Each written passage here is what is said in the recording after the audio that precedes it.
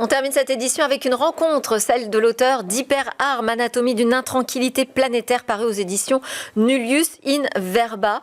Eh bien, dans Hyperarmes, on oppose notamment ces hyperarmes numériques et l'intelligence artificielle à l'hyperhumain.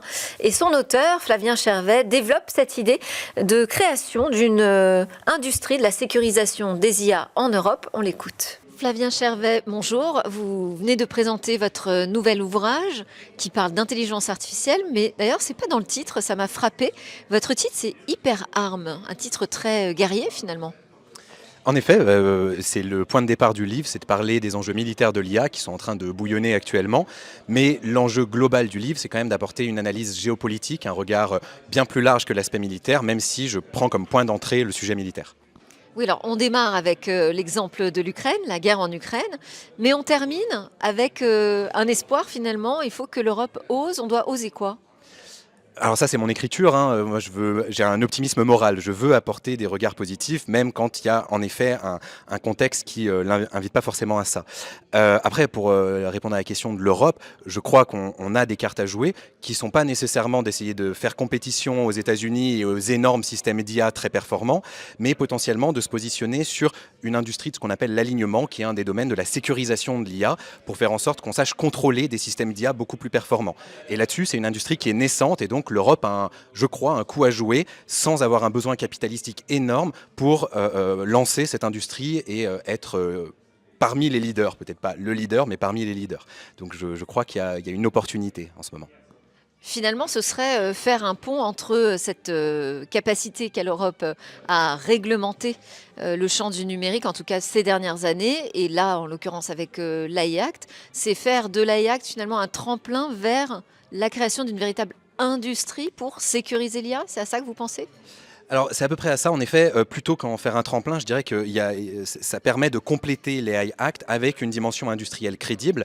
Faire du réglementaire, c'est bien, hein, je ne suis pas du tout contre, mais s'il n'y a pas une dimension industrielle qui permet de rendre crédible la puissance d'une Europe ou d'une France sur le sujet, la dimension réglementaire sera juste moquée. Donc on a besoin de cette industrie à côté, et je pense qu'en effet, construire une industrie de la sécurisation et de l'alignement des systèmes d'IA, ça permet d'être cohérent avec les valeurs humanistes universalistes de l'Europe, et puis avec ce qu'on a déjà fait, c'est-à-dire en effet réglementé. Mais ça donne une pointe industrielle plus forte. Et pour ça, il faut évidemment qu'il y ait une volonté politique de s'impliquer vers ce chemin de l'alignement et de la sécurisation des IA. Est-ce que vous avez l'impression qu'aujourd'hui, en Europe, on a cette véritable conscience, cette motivation politique d'avancer sur le chemin de l'IA ?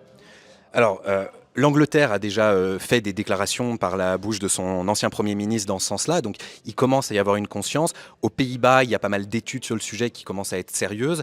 En France, on a encore, je pense, au niveau de l'Europe, un peu de retard là-dessus. Pourquoi ? Parce qu'on est dans un pays qui a beaucoup de mal à assumer. Il y a une espèce de pudeur, on a beaucoup de mal à assumer qu'il y ait un gros sujet. On a l'impression que parler de systèmes d'intelligence artificielle très puissants, plus intelligents que l'humain, de super intelligence, c'est des sujets de science-fiction, on a l'impression que ça fait peur, donc il ne faut pas en parler, etc.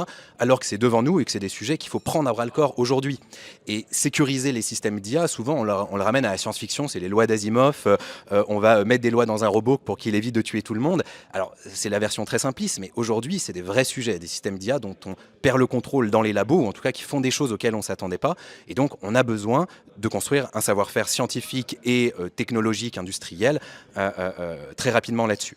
Donc la France n'a pas encore vraiment avancé, mais on voit bouillonner des signaux, et je pense que cette année, le politique peut prendre ça en compte.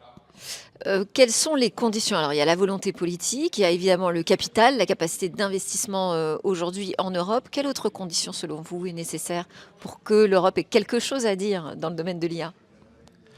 Alors la priorité pour moi, elle est capitalistique. Pour qu'on ait quelque chose à dire, c'est qu'on arrive à structurer une force capitalistique qui ne sera pas du niveau des Américains, mais qui soit bien supérieure à celle qu'on a aujourd'hui.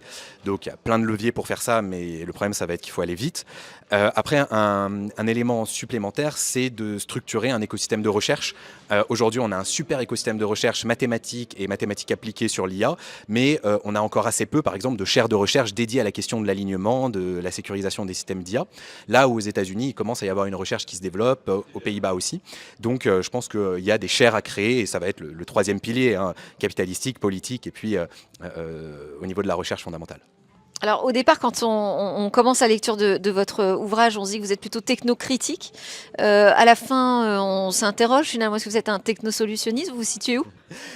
Évidemment, aucun des deux, sinon ça serait trop facile. Je pense que la technologie est un phénomène monde, c'est une part de l'humain. Penser l'humain sans la technologie, ça n'existe pas.